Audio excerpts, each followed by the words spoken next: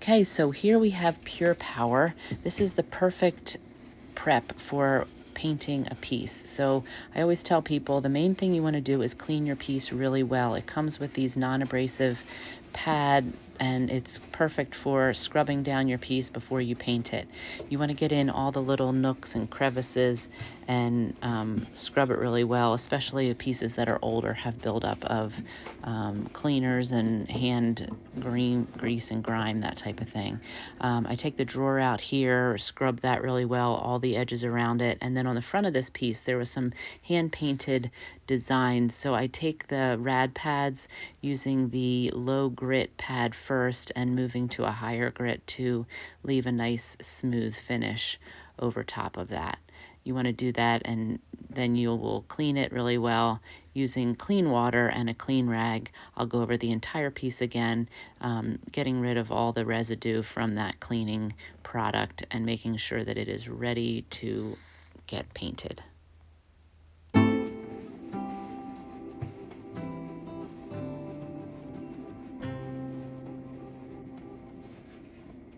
Okay, we're ready to paint, and Calypso is the color of choice by Farmhouse Paint. I'm going to be using a Klingon brush called the B10. It's a larger brush, and it's perfect for working in big, long areas. This piece is not quite as big as the ones I normally use it with, but it does save time, and it helps spread the paint nice and evenly. This is technique that I sometimes use. I just put little hash marks and then spread the paint across with the brush. This paint has a built-in primer and a built-in top coat, so that's why I'm putting this right over the cleaned piece of wood. No need to prime first.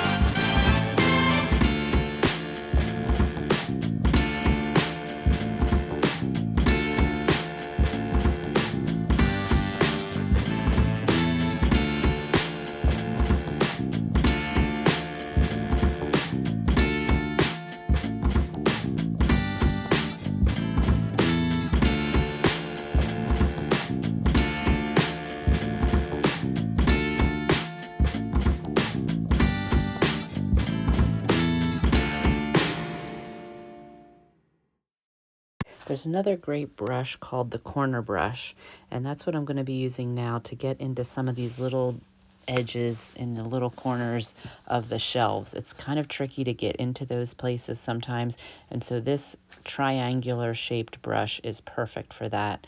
It is a brush put out by Farmhouse Paint, and it works great for getting in areas that are hard to reach sometimes.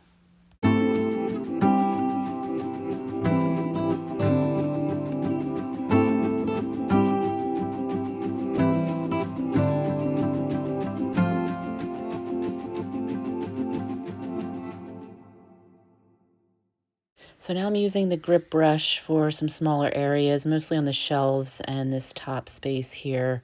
The B10 brush is a little bit big for these areas, so I'm using quite an array of brushes on this project, but it's helpful to have different ones for different purposes.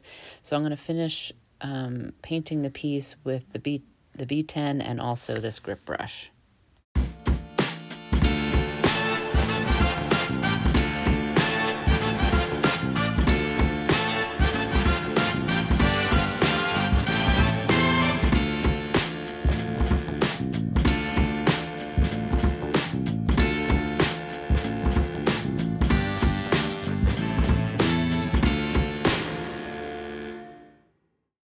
After removing the drawers, I'm opening the doors here to just get in all of the spaces behind the doors. Using the grip brush again because it's smaller. I'll put a couple little hash marks there and then pull the paint up and down just to make it nice and smooth. Helps getting a little bit better coverage that way too. And just continue to keep going and keep painting.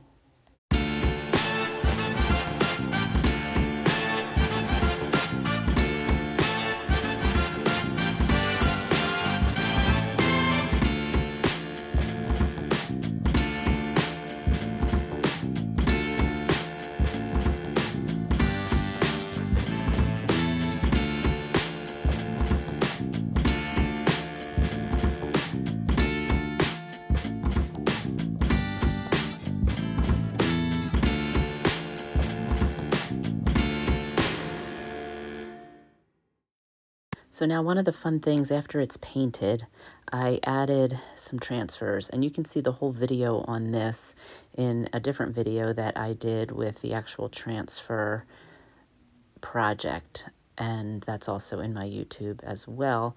But basically what I did was I used the seed catalog by Iron Orchid Designs. It's a really cute collection of transfers that look like seed packets. And so this happens to be strawberries.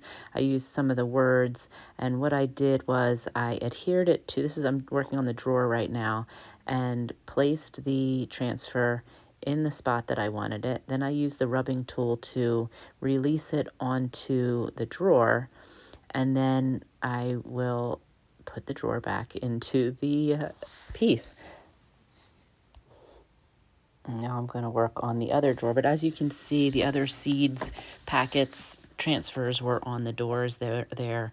It turned out to be a really cute combination between this transfer and the color Calypso by Farmhouse Paint.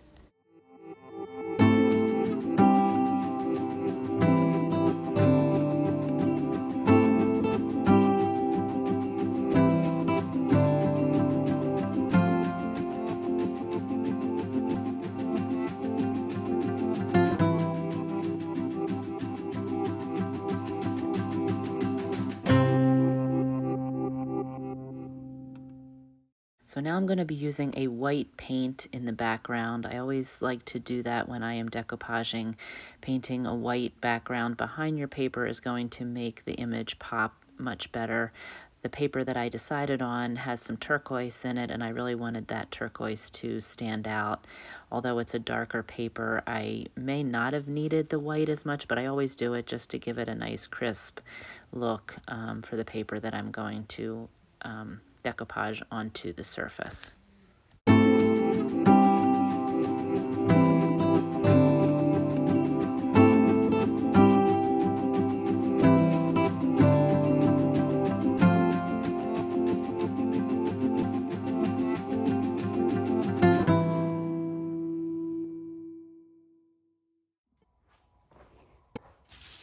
Okay, we decided on this paper. I'm excited.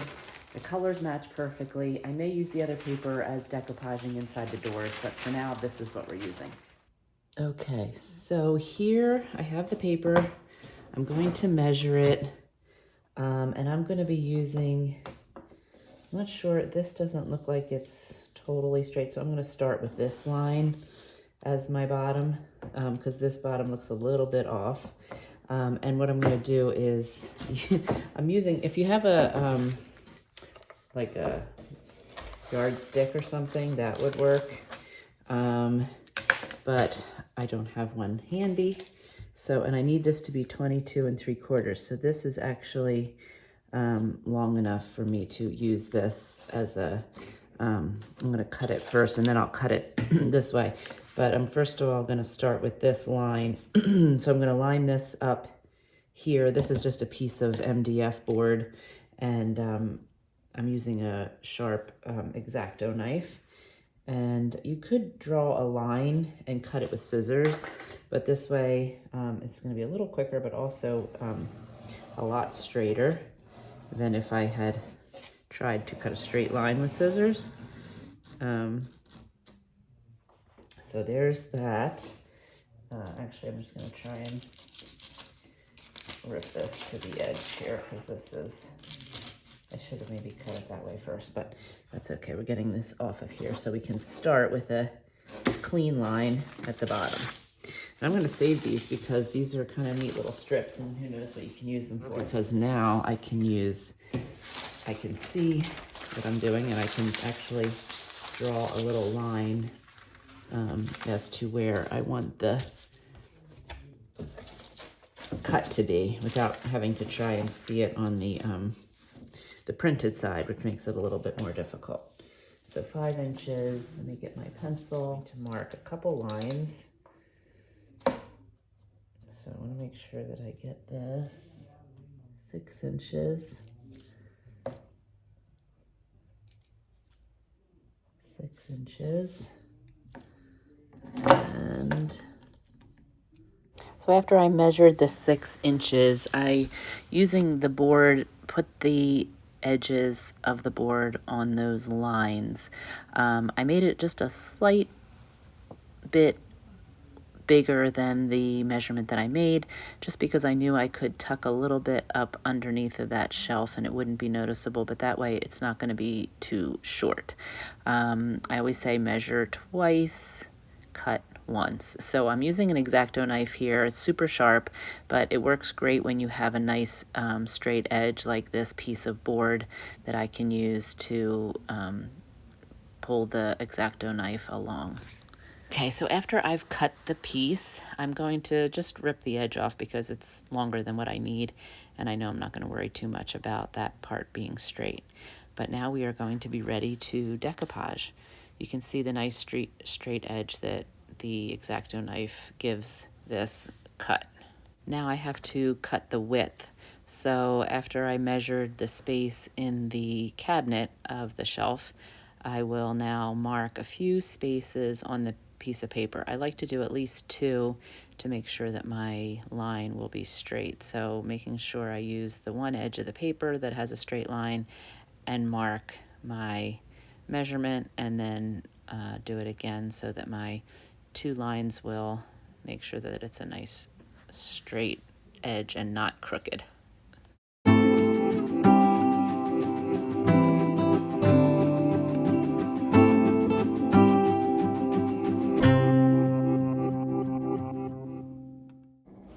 Okay, we are ready to decoupage. So I have the piece cut, it's in place. What I am using is liquid patina, which is by DIY Paint. It works great for decoupaging. And I'm using the grip brush. I like to use a light coating, not too much and not too little. I know that sounds crazy, but you just want to put a good amount on there, especially on the edges.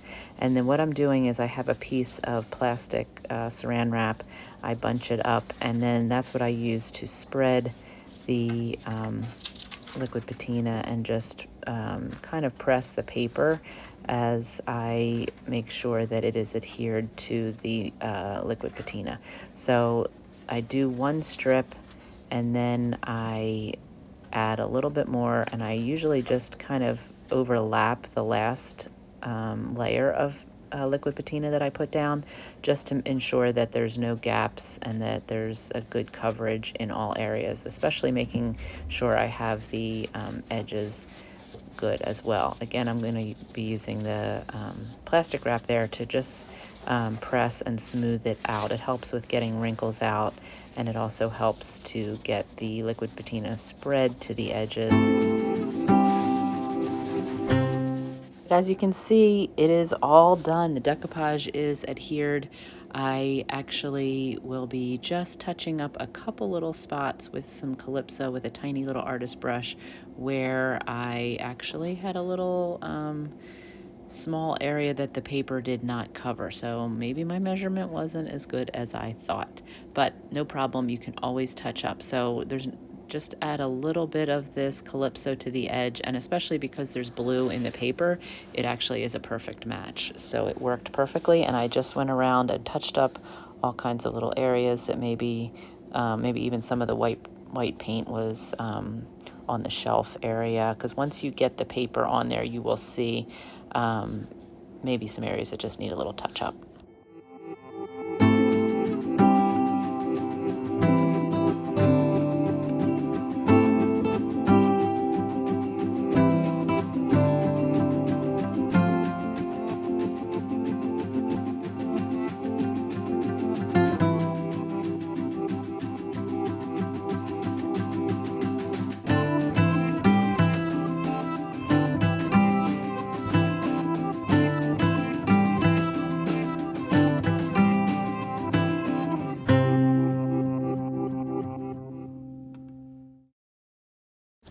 And that's it. This cute little cabinet is finished.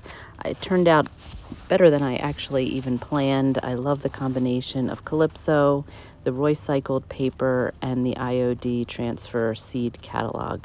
If you have any questions, please message me. But also, if you like this, please share and subscribe to my YouTube channel, as well as if there's any of these products that you'd be interested in, you can purchase them on my website, forthenestwithkimrowe.com.